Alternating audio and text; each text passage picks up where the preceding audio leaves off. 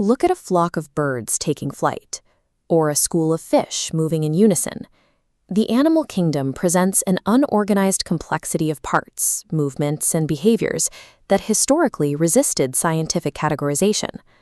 Before the 4th century BCE, investigations in nature were limited. The Hippocratic medical corpus displayed a serious interest in human anatomy, but these studies were almost exclusively focused on human health.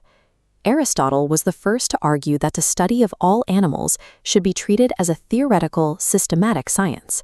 He devoted roughly a quarter of his entire surviving work to this project. In the 19th century, the anatomist Richard Owen noted that zoological science arrived through Aristotle's labor in a state of maturity. Following Aristotle's death, nothing of similar scope or sophistication was produced again until the 16th century. This achievement relied on an epistemological engine, a rigid, logical framework designed to process raw observations into demonstrative scientific understanding.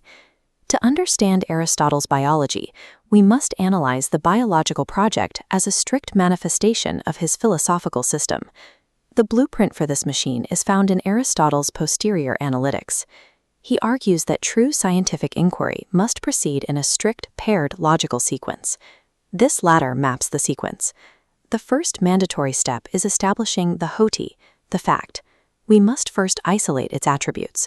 Only after the fact is established can we move to step 2, discovering the Dioti, or reason why, the causal demonstration. This logical requirement creates a unique architectural split in Aristotle's work. He separated these two sequential steps into entirely distinct physical books, the history of animals and the parts of animals. The physical division of the texts enforces the epistemic division of his logic. It prevents theoretical assumptions from infecting the raw data. The history of animals executes Tier 1. It is a massive database strictly dedicated to establishing the Hoti. Aristotle rejected the simple dichotomy used by earlier thinkers, such as dividing animals into winged and wingless. He argued that splitting groups by a single trait often tears natural kinds apart. His solution for establishing biological facts was a method called multi-differentiate division. This sorting matrix simultaneously tracks multiple traits, like feathers, beaks, and bipedalism, to lock down a scientifically valid kind, such as a bird. The goal is to identify coextensive traits. It records what parts belong to which animals, without addressing why they exist. The history of animals acts as a strict methodological filter. It scrubs theoretical bias to deliver pure, verified data points to the next stage of the engine. We can see this Tier 1 engine in action by looking at Aristotle's study of the internal organs of blooded animals. In the history of animals, he records a raw observation. All 4-legged, live-bearing animals possess an esophagus and a windpipe. He identifies a convertible universal, proving inhaling and exhaling is perfectly coextensive with a lung, windpipe, and esophagus. The text strictly avoids causal language, noting the correlation, but never claiming the lung exists for the sake of breathing.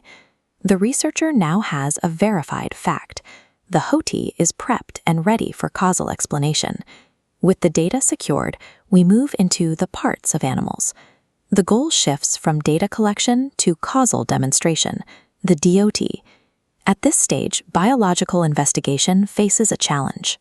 The pure deductive logic used in geometry is difficult to map onto the complex processes of animal development.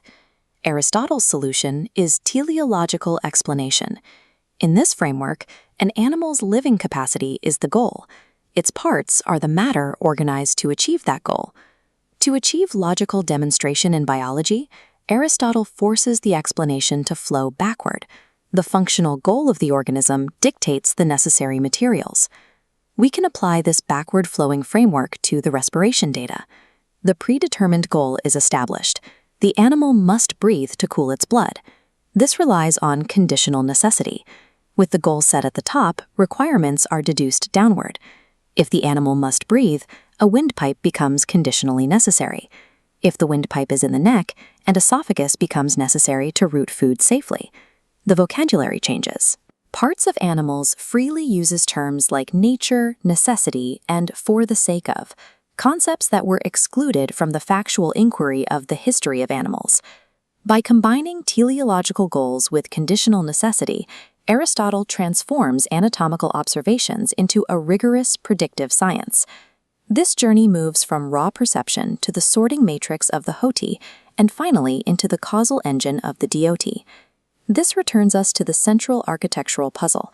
Why did Aristotle physically separate these stages into distinct books for biology, a practice he did not follow for meteorology or cosmology? The physical separation is a structural safeguard against confirmation bias. It prevents the researcher from imposing top-down theories onto unorganized data. Aristotle established the foundational rules for reasoning about living systems. Scientific understanding is the result of mastering the exact sequence in which we reason about facts.